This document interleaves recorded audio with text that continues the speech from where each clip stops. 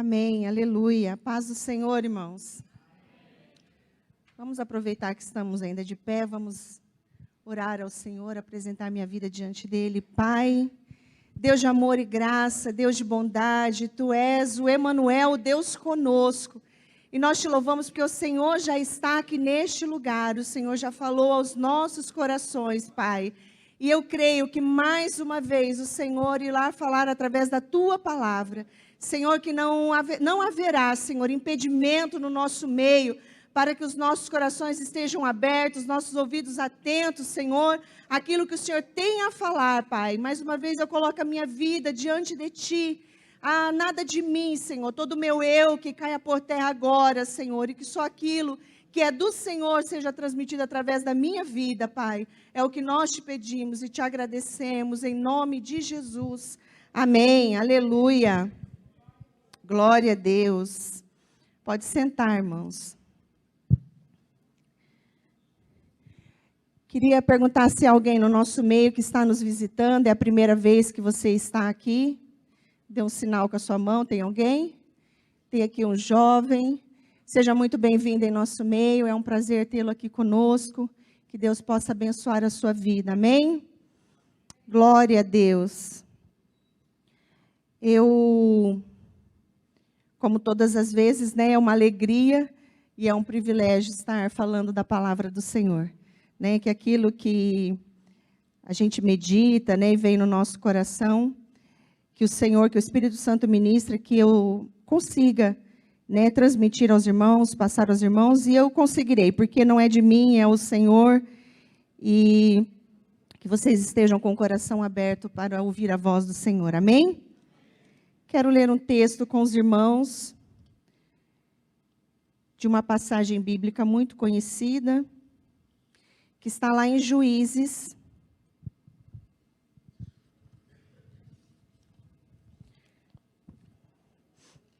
Juízes capítulo 6, nós vamos ler do 1 ao 24. Juízes capítulo 6, do 1 ao 24. Diz assim a palavra do Senhor. Amém? Os irmãos vão acompanhando, aqueles que não estão com a Bíblia. Porém, os filhos de Israel fizeram o que parecia mal aos olhos do Senhor. E o Senhor os deu na mão dos midianitas por 7 anos. E prevalecendo a mão dos midianitas sobre Israel, fizeram os filhos de Israel para si, por causa dos midianitas, as covas que estão nos montes e as cavernas e as fortificações. Porque sucedia que, semeando Israel, subiam os midianitas e os amalequitas, e também os do Oriente contra eles subiam. E punha-se contra eles em campo, e destruíam a novidade da terra, até que chegarem a Gaza, e não deixavam mantimento Israel, nem ovelhas, nem bois, nem jumentos. Porque subiam com seus gados e tendas, vinham como gafanhotos em tanta multidão que não se podia contar, nem a eles, nem os seus camelos, e entravam na terra para a destruir. Assim Israel empobreceu muito pela presença dos midianitas. Então os filhos de Israel clamaram ao Senhor. E sucedeu que, clamando os filhos de Israel ao Senhor por causa dos midianitas, enviou o Senhor um profeta aos filhos de Israel, que lhes disse: Assim diz o Senhor, Deus de Israel: do Egito eu vos fiz subir e vos tirei da casa da servidão. E vos livrei da mão dos egípcios e da mão de todos quanto vos oprimiam, e os expeli de diante de vós, e a vós dei a sua terra. E vos disse: Eu sou o Senhor vosso Deus, não temais aos deuses dos amorreus, em cuja terra habitais, mas não destes ouvidos à minha voz. Então o anjo do Senhor veio e assentou-se debaixo do carvalho que está em Ofra, que pertencia a Joás, a Biesrita, e Gideão seu filho estava malhando o trigo no lagar para o salvar dos medianitas. Então o anjo do Senhor lhe apareceu e lhe disse: o Senhor é contigo, varão valoroso. Mas Gideão lhe respondeu: ai, Senhor meu, se o Senhor é conosco, por que tudo isso nos sobreveio? E que é feito de todas as tuas maravilhas que nossos pais nos contaram, dizendo: não nos fez o Senhor subir do Egito? Porém agora o Senhor nos desamparou e nos deu na mão dos midianitas. Então o Senhor olhou para ele e disse: vai nesta tua força e livrarás a Israel da mão dos midianitas. Porventura não te enviei eu? E ele lhe disse: ai, Senhor meu, com que livrarei a Israel? Eis que a minha família é a mais pobre em Manassés, e eu, o menor na casa de meu pai. E o Senhor lhe disse: porquanto eu hei de ser contigo, tu ferirás os midianitas como se fossem um só. E ele lhe disse: se agora tenho achado graça aos teus olhos, dai-me um sinal de que és o que comigo falas. Rogo-te que daqui te não apartes até que eu venha a ti, e traga o meu presente e o ponha perante ti. E disse: eu esperarei até que voltes. E entrou Gideão e preparou um cabrito e bolos asmos de uma efa de farinha e carne, e pôs num açafate, e o caldo pôs numa panela, e trouxe-lhe até debaixo do carvalho e lhe apresentou.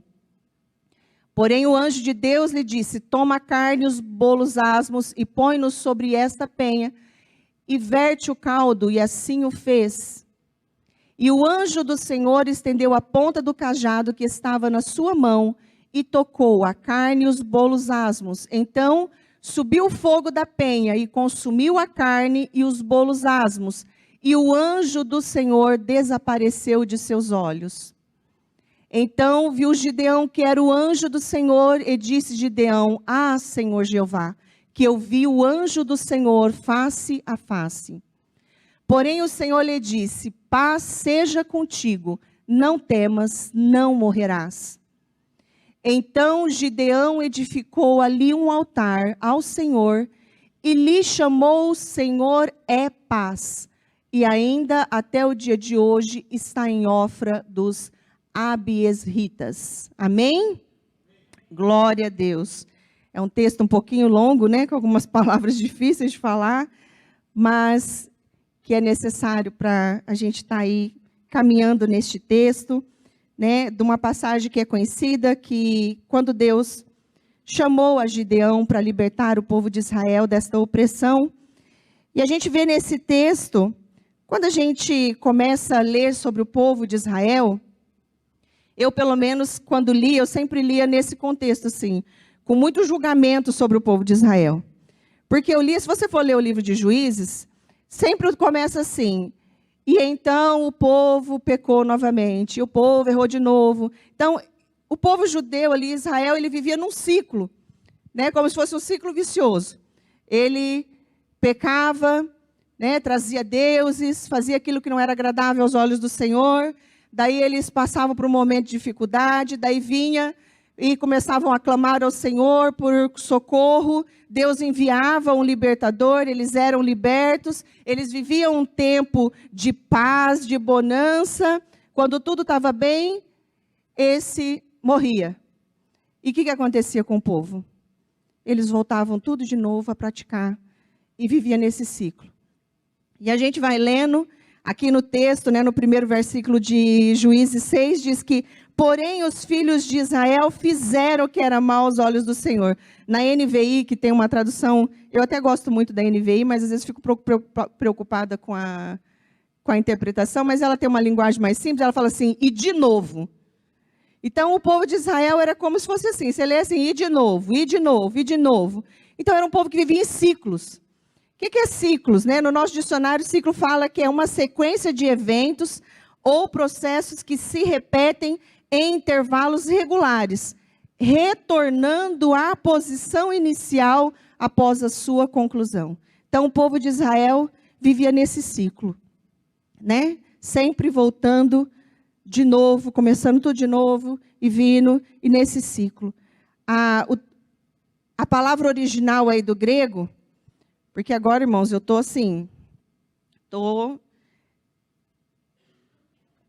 abençoada. Eu fui abençoada no Dia dos Namorados, aí muitas irmãs perdem perfume, né, maquiagem, tudo, mas meu marido, ele me deu uma Bíblia, né, que tem aí a tradução da palavra no original. Então, agora eu tô com a espada. Então, eu tenho uma Bíblia agora que ela tem a palavra original. Então, agora nas minhas palavras eu vou falar difícil, hein?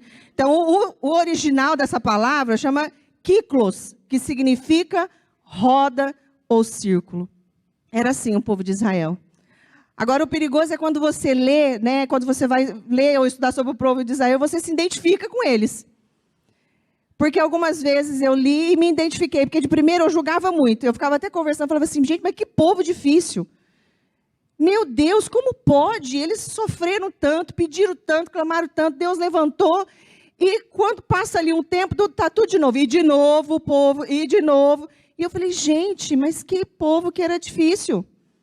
Né? Outro dia eu estava conversando que Josué, quando Deus falou para ele, né, que ele ia substituir Moisés ali, se fosse ele, teria saído correndo, porque ia ficar com aquele povo, um povo reclamão, teimoso, né? E a gente fica nesse julgamento. Vocês não são assim, irmãos? Porque eu sou assim, às vezes, quando eu leio esses textos, né, do povo de Israel.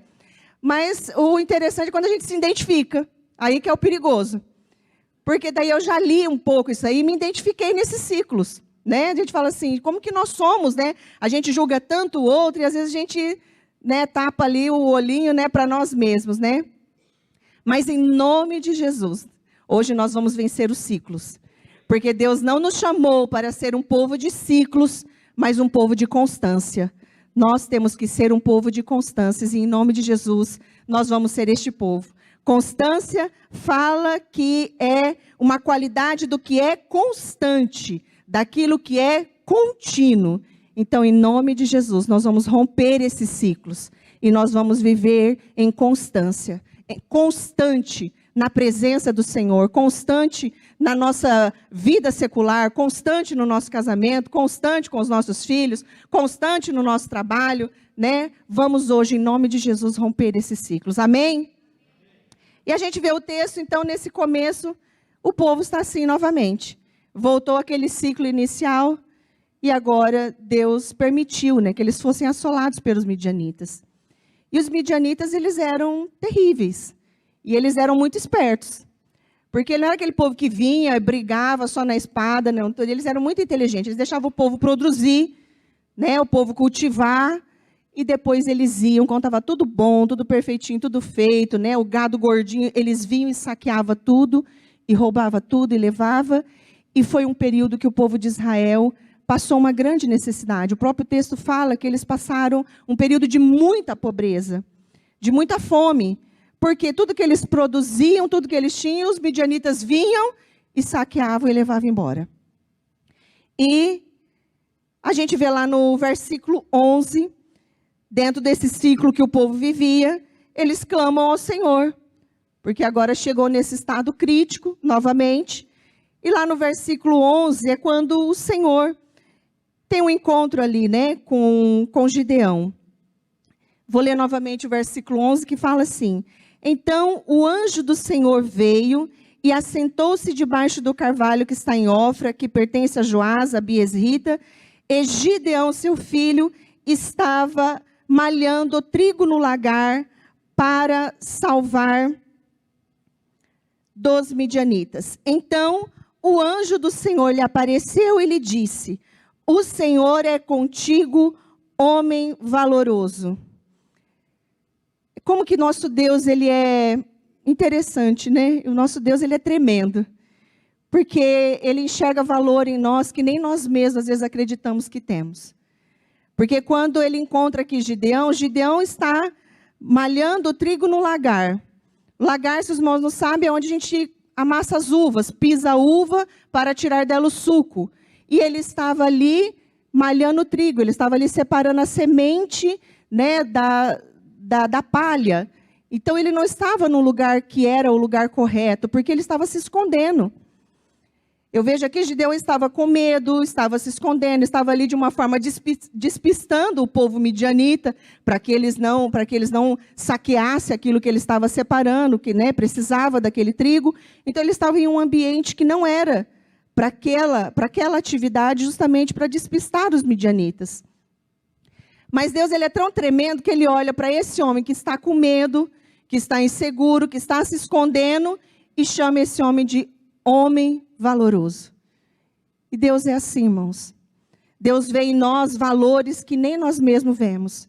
Às vezes nós chegamos aqui hoje, você está aqui hoje, dessa forma, né? Esperando um reconhecimento ou um valor, às vezes da família, às vezes do seu marido, às vezes dos filhos, às vezes lá no trabalho, às vezes da tua liderança. E esse reconhecimento não vem às vezes do homem. Esse reconhecimento é de Deus, é daquele que nos criou. Ele sabe o valor imensurável que você tem. Quantas vezes eu não estive assim também?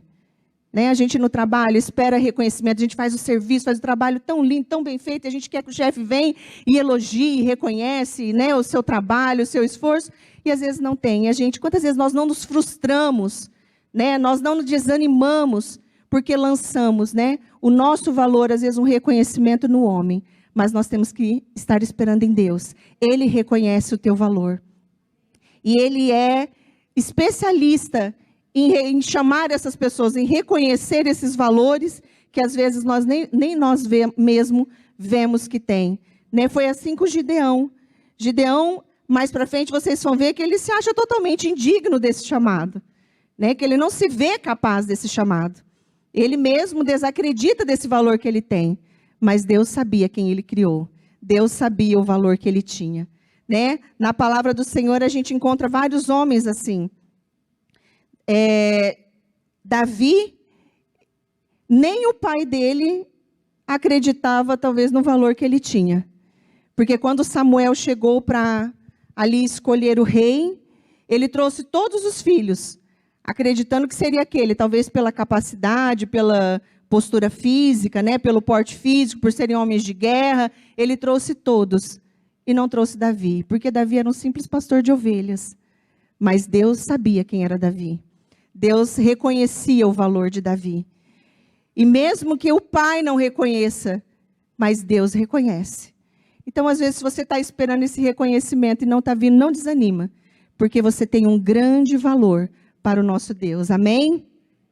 E quantos outros que a gente não vê na palavra do Senhor, assim, que foram chamados dessa forma, né? Moisés, então, se você for ler lá Êxodo 3 e 4, tem vários questionamentos de Moisés. Ele totalmente se achava incapaz, colocou vários defeitos até nele, físicos, né? Para que não se cumprisse, que não seria ele, que ele não seria capaz daquilo. Era um valor que nem ele acreditava que tinha, mas Deus acreditava. Né? Chegou a um ponto que Moisés fala, né? Ah, Senhor, né? Peço que te envies outra pessoa. Quantas vezes nós não somos assim? Às vezes nós somos chamados, Deus nos chama e a gente começa a colocar tantos obstáculos. A gente se diminui tanto, né? Porque a gente não vê em nós, mas o nosso Deus vê. Amém?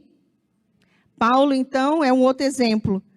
Porque se a gente for ver esses dias atrás, o irmão Salvador estava falando nesse sentido. Né, de que a gente não tem que olhar aquele que Deus chama, né, porque os olhos de Deus não é o nosso. E Paulo, quando Deus ali o chama, Deus chama ele de vaso escolhido. Vaso escolhido, se Deus chegasse para mim, vamos colocar nesse contexto, se você estivesse nesse contexto, e Deus chegasse para você e apresentasse Paulo, falasse, olha, esse é um vaso escolhido, o que nós falaríamos? Eu mesma ia falar, misericórdia, esse é um perseguidor da igreja, cruel, né? Dentro daquilo que ele acreditava que era o correto, mas ele perseguia o povo de Deus, né? Jogava na prisão. Estevão morreu aos seus pés e ele, né, não fez nada, era um homem frio. E eu ia falar isso. Mas Deus, quando olhou, falou, esse é o meu vaso escolhido. Deus, ele é tremendo. Quando a gente vai ver, né? Então, às vezes a gente julga aquele que Deus chama, né? Aqueles vasos que Deus usa. A gente nós somos muito superficiais, nós olhamos muito o estereótipo, mas Deus, Ele sabe quem Ele criou e Ele sabe o valor que você tem, amém? O texto continua ali no versículo 13, Gideão justamente não, até acho que o próprio Gideão surpreso com a colocação que Deus o chamou de homem valoroso, ele mesmo coloca tantas questões e fala ali no versículo 13,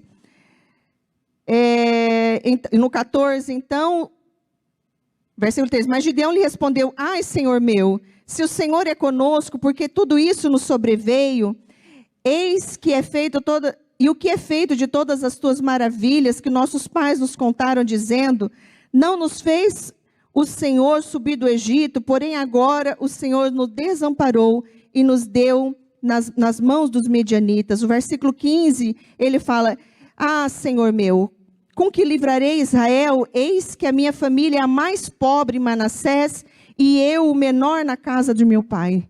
Nem Gideão acreditava naquilo que ele era, aquilo que Deus via nele. Ele se achava o menor, o mais indigno, mas era esse que Deus estava levantando para libertar o teu povo, amém? No versículo 13 que eu estava lendo ali, quantos questionamentos que Gideão tem? Quantos questionamentos ele joga no Senhor? E não é errado nós termos questionamento. Às vezes quando nós somos chamados, a gente questiona mesmo. A gente tem medo, a gente fica inseguro, isso não é pecado. O pecado é a gente deixar essa insegurança tomar conta e nos parar. Né? Então aqui Gideão tem várias questões que ele coloca diante de Deus. Então se você diante do teu chamado, você está se sentindo inseguro, você está com medo, algumas questões aí que você tem questionado a Deus, não se preocupe, porque o nosso Pai ele é muito paciente. Aqui nós vamos ver que Gideão ele questiona muito, ele coloca muita coisa, ele faz muita prova com Deus, né? Ele insiste que é Deus que está com ele mesmo, ele não faz uma não, ele faz 2, 3, né, provas ali de que Deus está com ele. Então, não se preocupe se você está se sentindo com medo, inseguro, mas quem te capacita é o Senhor. Não é um jargão que a gente usa, né? Isso é uma verdade. Quem nos capacita e quem nos chamou é o Senhor. Amém? Glória a Deus. O texto continua no versículo 14 e fala assim, então o Senhor olhou para ele disse, vai, depois dele questionado, né, que como que seria, como que ele livraria. Essa é uma questão que nós temos também, né? A gente quer muito saber como que vai ser. A gente quer muito entender de que forma vai ser, quando vai ser, como vai ser. Isso é de nós, né? Aqui Gideão estava dessa forma, ele, né, Senhor, mas como que vai ser? Como que vou livrar? Como que vai, que vai ser usado? De que forma que vai ser? E o Senhor olha para ele e diz, vai nesta tua força e livrarás a Israel das mãos dos midianitas. Porventura, não te enviei eu? Deus e as suas particularidades, né? Porque ele olha para Gideão e fala para Gideão, vai nesta tua força. Agora vamos perguntar, que força? Que força que Gideão poderia estar, irmãos, nessa situação? Ele estava se escondendo, ele estava com medo, ele estava inseguro, ele tinha um monte de questionamentos diante de Deus, ele se sentia incapaz, se sentia um menor, a família, ele achava que era indigna de tamanho feito, e o Senhor olha para ele e fala, vai nessa tua força. Agora vamos trazer para nós, se o Senhor falar isso para nós. A gente olhar o contexto, às vezes a gente, né, em um contexto tão mais favorável, se Deus falar, vai nessa tua força, eu, por exemplo, vou sentar e ficar parada, porque eu não tenho força. Né? Quantas vezes a gente fala, não, eu não tenho força. Eu já não tenho mais força para isso, Senhor. Eu já não suporto mais, mas o Senhor hoje está nos chamando para nós irmos nesta força mesmo que nós temos. É esta pouca força que você chegou aqui hoje, é nesta força que o Senhor está te chamando. É nessa força que você vai ter que ir. E se você está achando que não tem força, é nesse restinho aí que nem você está vendo, é nesse que o Senhor está mandando você continuar. Porque às vezes nós queremos parar, mas o Senhor não quer que nós parem. Ele quer que nós vamos nessa força mesmo. É arrastando, Denise, que eu estou. É nessa força mesmo, irmão. Vai se arrastando. Porque é nessa força que nós vamos ter que continuar. Se a gente for olhar para... É o olhar eu acho que se a gente caminhasse com o olhar do nosso Deus, né, as coisas seriam tão mais fáceis. Porque o olhar desse Deus, ele vê um valor que eu estou pronto para vencer uma guerra tremenda. O olhar deste Deus, ele vê uma força em mim que nem eu mesmo imagino que tenho. Então, se nós olhássemos com esse olhar, nós estaríamos muito mais preparados, muito mais fortalecidos, né, para combater certos embates, né? Quantas vezes eu me encontro dessa forma? Eu falo, Senhor, eu não tenho mais forças. Não dá mais. Não tem como. Não, nesse quesito eu não insisto mais, ou nisso eu não caminho mais. Mas essa palavra veio para mim. Vai nessa força. É nessa pouca força? Mas é ela mesmo que você vai vencer essa guerra. Às vezes você está achando que essa guerra que está diante de você, que se levantou diante de você, a sua força é incapaz, porque na sua força é incapaz, mas na força do nosso Deus que está em você, você vai vencer essa guerra. Não é nada sobre Ele, não é nada sobre nós, desculpa, é sobre Ele. É o que Ele opera em nós. Amém? Então ele olha para Gideão aqui e fala para Gideão, vai nessa tua força. Daí do versículo 16 em diante, Gideão começa ali colocar diante do anjo do Senhor algumas provas, mediante a tamanha insegurança que eu acredito que Gideão estava. Porque era uma guerra terrível a ser vencida. Quando Deus ali, quando falou com ele se atemorizou demais e ele começou a colocar um monte de provas, um monte de questões ali diante do Senhor para que o Senhor mostrasse com convicção, para que o Senhor falasse, para que o Senhor demonstrasse de que era Ele mesmo que estava com ele. E às vezes a gente se coloca diante de Deus com tanta formalidade, A gente tem, às vezes, medo de conversar com o nosso Pai. Ele é o nosso Pai. Como que você conversa com o seu Pai? A gente tem a total liberdade para conversar com o nosso Pai. Um preço muito alto foi pago para que nós tivéssemos esse acesso. O véu se rasgou e não há mais nenhuma formalidade que nós tenhamos que fazer para ter acesso a esse Pai. E quantas vezes nós nos colocamos assim, tão cheios, de questões. A gente chega diante de Deus como se estivesse chegando diante de um chefe, para conversar, e cheios de formalidades. Não, você pode se derramar diante do seu Pai. Você tem total liberdade diante dele. Coloque as suas questões, aquilo que você precisa de resposta do Senhor. Fale com ele abertamente, fale com ele de coração aberto, se derrame na presença dele. Eu já tive orações, eu estava esses tempos atrás mesmo fazendo uma oração, e eu conversei com Deus e falei, Senhor, mas eu quero uma resposta do Senhor nesse sentido, mas eu quero uma resposta direta, uma que não tenha dúvidas, o Senhor fale comigo assim, uma linguagem muito simples, que eu possa entender, não usa, sei lá, um profeta muito cheio de coisa, não, porque eu quero assim, que não haja dúvida. Eu quero que o Senhor fale comigo, mas assim, muito pai e filha mesmo, para me entender. Porque, irmãos, eu sou muito assim. Tem hora que eu me identifico muito com Gideão nesse sentido. Porque Deus falou ao meu coração e eu fico muito, mas será que foi do Senhor mesmo? Meu Deus, e será que é? E agora, será que foi de mim? Não, Senhor, então confirme, e confirma de novo, e confirma. Ainda bem que o nosso Deus, ele é muito paciente, ele é um pai extremamente paciente, E ele ouve, prova, mas tem momentos que eu chego para ele e falo, Senhor, eu não estou entendendo desse jeito que o Senhor está falando. Desse jeito, aí se é o Senhor que está falando essa linguagem, eu não estou entendendo, está me deixando dúvida ainda. Tenha misericórdia, Senhor, como o pastor pregou esses dias, daquele pai que foi até o Senhor, Senhor, ajuda-me na minha fraqueza, ajuda-me na minha incredulidade, mas eu preciso que o Senhor fale de uma forma mais simples. E o Senhor fala, o Senhor direciona, o Senhor mostra, assim como foi com Gideão aqui. Gideão ficou ali pedindo prova, e o Senhor atendeu, ele fez de novo, o Senhor atendeu. No versículo 39, pulando um pouquinho lá para frente, Gideão chegou ao ponto que acho que ele questionou tanto a Deus, pediu tanta prova, tanta coisa, que no versículo 39 ele fala assim, e disse Gideão a Deus, não se acenda contra mim a tua ira, se ainda falar só esta vez. Ele ainda teve mais uma vez. Ele já tinha feito tantas provas com o Senhor, tudo, mas chegou a um ponto que acho que ele viu que ele mesmo acho que reconheceu, acho que eu vou irritar, já estou irritando, essa situação. Mas o nosso Deus não se irrita, irmãos. Ele é um pai amoroso, ele é um pai compreensivo. Tá? Você não precisa se preocupar por chegar diante do teu pai, que ele vai ficar irado, não. Pode colocar as suas questões diante do Senhor, ele tem paciência, ele tem calma conosco. Mas Gideão, ele se viu até dessa forma, que chegou ao ponto que ele falou, Senhor, eu vou só mais uma vezinha, a última vez, não se irrita comigo não, mas eu quero mais uma prova. E ele fez ainda mais a última prova com o Senhor. E o Senhor atendeu, né, que no versículo ainda fala, e o Senhor respondeu, dando a confirmação para ele.